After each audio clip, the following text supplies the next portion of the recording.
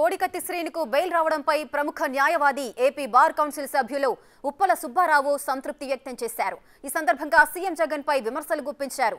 ఎన్నికల సమయంలో తన గుట్టు బయటపడుతుందనే భయంతోనే బెయిల్ రాకుండా అడ్డుపడ్డారని ఆరోపించారు. ఈ నేరంలో 3 ఏళ్లకు మించి శిక్ష పడదని, ఇప్పటికే శిక్షాకాలం కంటే ఎక్కువగానే శ్రీను జైలు జీవితాన్ని అనుభవించాడంటున్న ప్రముఖ న్యాయవాది ఉప్పల సుబ్బారావుతో మా ప్రతినిధి రాజేష్ ఫేస్ టు ఫేస్. 2019లో జగన్పై హత్యాయత్నానికి పాల్పడారంటూ కోడికత్తి సీన్పై కేసు నమోదైన విషయం తెలిసిందే. ఈ కేసులో కోడికత్తి సీన్కి ఈరోజు బెయిల్ మంజూరైంది. దీనిపై మనతో మాట్లాడేందుకు ఏపీ పౌర హక్కుల సంఘం రాష్ట్ర అధ్యక్షులు సీనియర్ న్యాయవాది ఉప్పల సుబ్బారావు గారు మనతో ఉన్నారు. ఆయన అడిగి మరిన్ని తెలుసుకునే ప్రయత్నం చేద్దాం. సరే ఏంటి సార్, ఇంతకాలం పాటు సీన్కి బెయిల్ రాకపోవడం కారణం?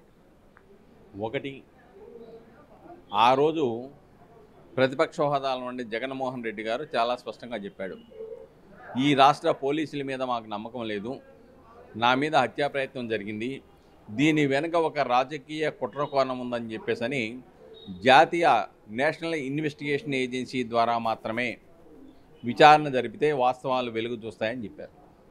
ఆయన ఇక్కడ కూడా వైద్యం చేయించుకోకుండా హైదరాబాద్లోకి వెళ్ళి తనకు కావాల్సిన వైద్యులతో వైద్యం చేయించుకున్నాడు.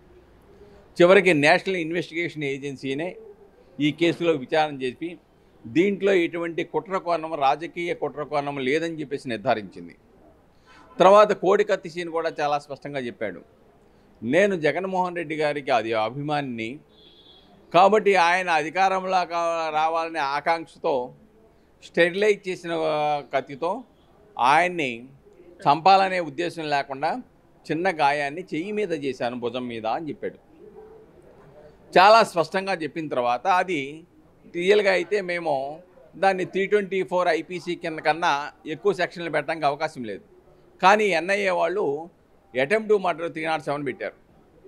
సుప్రీంకోర్టు చాలా స్పష్టంగా గతంలో అనేక తీర్పులు ఇచ్చింది. శిక్ష ఎంతైతే ఆ సెక్షన్ ప్రకారం పడుతుందో దాంట్లో సగభాగం కనుక రిమాండ్ పీరియడ్ అయిపోతే వెంటనే వాళ్ళని సెల్ బాండ్ మీద రిలీజ్ చేయమని చెప్పేసాను. కానీ 5.5 సంవత్సరాలు అయిపోయింది. వాళ్ళు చెప్పినటువంటి 307 దాంట్లో ఇన్వెస్టిగేషన్ అయిపోయింది, ఛార్జ్షీట్ ఫైల్ చేశారు. చివరికి జగన్మోహన్ రెడ్డి గారి యొక్క సాక్ష్యానికి వచ్చింది. జగన్మోహన్ రెడ్డి గారి సాక్ష్యానికి వచ్చినప్పుడు ఆయన కోర్టుకు సాక్ష్యం చెప్పడానికి వచ్చుంటే కేసే తేలిపోను అసలు. కానీ అలా లేకుండా ఆయన హైకోర్టును ఆశ్రయించి దీంట్లో లోతైనటువంటి ఇన్వెస్టిగేషన్ చేయవలసిన అవసరం ఉంది, ఇన్ని ఎన్ఐఏ వాళ్ళు సరిగ్గా చేయలేదు. ఎన్ఐఏ కూడా దర్యాప్తు చేసిన తర్వాత ఇందులో ఎటువంటి కుట్రకోణం లేదు, కోడికత్తి విషయం చెప్పింది. అయినప్పటికీ కూడా 5.5 ఏళ్ళు ఎందుకు జాప్యం జరిగిందంటారు? ఒకటి, రియల్గా అయితే దాంట్లో బెయిల్ ఇవ్వాల్సిన అవసరం ఉంది. డబ్బున్నవాడో, అధికార బలం, అంగబలం ఉన్నవాడో చేసేటువంటి లిటిగేషన్స్ని పరిగణలో తీసుకొని సామాన్య ముద్దాయిల యొక్క హక్కులను హరించి వేయటం అనేది సరికాదు. నేను ఇందాక చెప్పినట్టుగా అది అటెంప్ట్ టు మర్డర్ అనడానికి అవకాశమే లేదు. దాంట్లో చంపాలనే ఉద్దేశం లేదు, చంపడానికి కావాల్సిన ప్రీ ప్లాన్ లేదు, కుట్రకోణం అంతకన్నా లేదు. మొత్తం చూసుకుంటే కోడికత్తి విషయంలో చాలా అన్యాయం జరిగింది. అది యాక్చువల్గా అతనికి శిక్ష పడితే కనుక 3 సంవత్సరాలు పడుతుంది. ఇప్పటికీ 5.5 సంవత్సరాల పాటు ఆయన శిక్ష అనుభవించాడు. దాంతోపాటు కుటుంబ సభ్యులు కూడా ఎంత క్షోభ చెందారు. ఏది ఏమైనా కానీ కొన్ని కారణాల వల్ల న్యాయ వ్యవస్థపై కూడా అనుమానం పడే సందర్భాలు వస్తున్నాయి. అటువంటి అన్నింటినీ పరిశీలించుకోవాలని చెప్పి ముప్పాళ్ళ గారు సూచిస్తున్న పరిస్థితి. కెమెరామెన్ రవిశంకర్తో రాజేష్, బిగ్ టీవీ, రాజమహేంద్రవరం.